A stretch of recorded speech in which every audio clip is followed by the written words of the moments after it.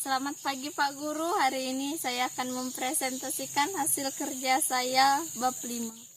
Kerjasama dalam berbagai bidang kehidupan. A. Makna kerjasama dalam hidup bermasyarakat. Kerjasama berarti kegiatan atau usaha yang dilakukan oleh beberapa orang atau lembaga pemerintahan dan sebagainya untuk mencapai tujuan bersama.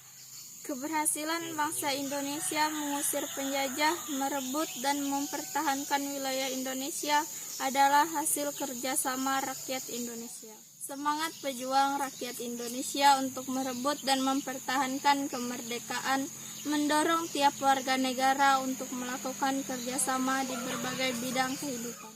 Dalam pelaksanaan pembangunan nasional, ada beberapa hal yang perlu dicermati dengan baik. Pertama, pembangunan yang dilakukan adalah untuk manusia, bukan manusia untuk pembangunan.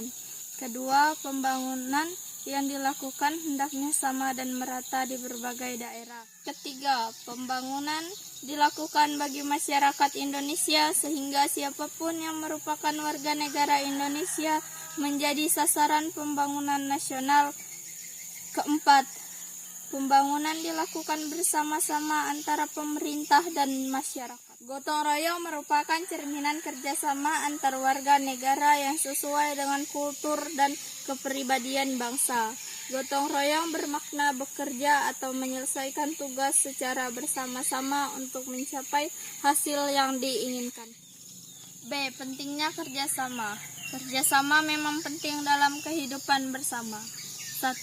Kerjasama membuat pekerjaan akan terasa lebih ringan. 2. Kerjasama dapat membuat pekerjaan cepat selesai. Kerjasama membuat tujuan dapat tercapai dengan efektif. 4. Kerjasama dapat menyadarkan masyarakat untuk mendahulukan kepentingan umum. 5. Kerjasama dapat memupuk tanggung jawab sosial. 6. Kerjasama dapat meningkatkan rasa setia kawan. C. Bentuk-bentuk kerjasama dalam berbagai bidang kehidupan di masyarakat. Ada beberapa contoh gotong royong, seperti gotong royong berburu dan mencari makanan, gotong royong bercocok tanam, serta gotong royong membangun rumah. Bentuk-bentuk kerjasama dalam kehidupan sosial sebagai berikut. 1. Kerjasama dalam kehidupan sosial politik. Dalam kehidupan sosial politik, kerjasama dapat dilihat dalam musyawarah. Semangat musyawarah terlihat dalam sila keempat Pancasila. Kerjasama dalam kehidupan ekonomi. Kerjasama dalam bidang ekonomi merupakan salah satu bentuk pengamalan sila kelima. Wujud usaha bersama berdasarkan asas kekeluargaan dalam membangun perekonomian Indonesia yang sesuai. Pasal 33 UUD 1945 adalah koperasi. Kerjasama dalam kehidupan ekonomi antara lain dapat kita wujudkan dengan melaksanakan hal-hal berikut. A. Mengembangkan perbuatan-perbuatan yang luhur yang mencerminkan sikap dan suasana kekeluargaan dan kegotong royongan. B. Bersikap adil. C. Menjaga keseimbangan antar hak dan kewajiban. D. Menghormati hak-hak orang lain. 3. Kerjasama dalam bidang kehidupan pertahanan dan keamanan negara.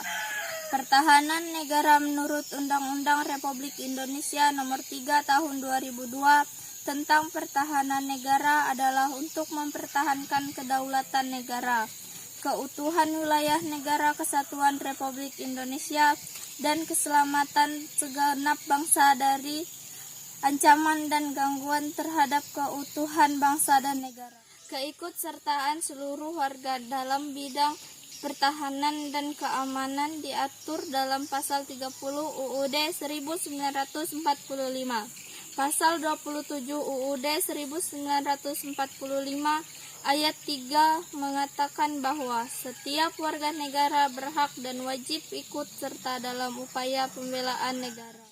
Keikutsertaan warga negara dalam upaya bela negara sebagaimana disebutkan dalam pasal 9 ayat 2 Undang-Undang Republik Indonesia Nomor 3 Tahun 2002 tentang pertahanan negara diselenggarakan melalui hal-hal berikut. A. Pendidikan kewarganegaraan. B. pelatihan dasar kemiliteran secara wajib. C. Pengabdian sebagai prajurit Tentara Nasional Indonesia secara sukarela atau secara wajib. D. Pengabdian sesuai dengan profesi. 4. Kerjasama antar umat beragama. Bangsa Indonesia merupakan masyarakat yang majemuk. Kemajemukan itu tidak hanya dapat dilihat dari banyaknya etnis, suku, bahasa, budaya, dan adat istiadat. Kemajemukan itu juga dapat dilihat dari beraneka ragamnya agama. Kemajemukan ini dapat terjadi karena negara menjamin hak kebebasan penduduk untuk memeluk agama dan beribadah menurut agama yang dianut. Hal ini dapat dilihat dalam pasal 28E ayat 1 dan 2 serta pasal 29 ayat 2 UUD Negara Republik Indonesia tahun 1945. Pasal 28E ayat 1 UUD Negara Republik Indonesia tahun 1945 menyatakan bahwa setiap orang bebas memeluk agama dan beribadat menurut agamanya.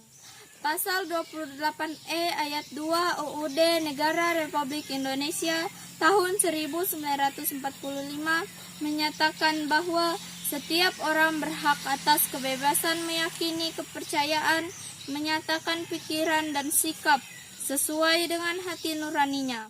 Sementara itu, pasal 29 ayat 2 UUD Negara Republik Indonesia tahun 1945 menyatakan bahwa negara menjamin kemerdekaan tiap-tiap penduduk untuk memeluk agamanya masing-masing dan untuk beribadat menurut agama dan kepercayaannya itu. Kemajemukan hendaknya dilihat sebagai sesuatu yang dapat memperkaya persatuan.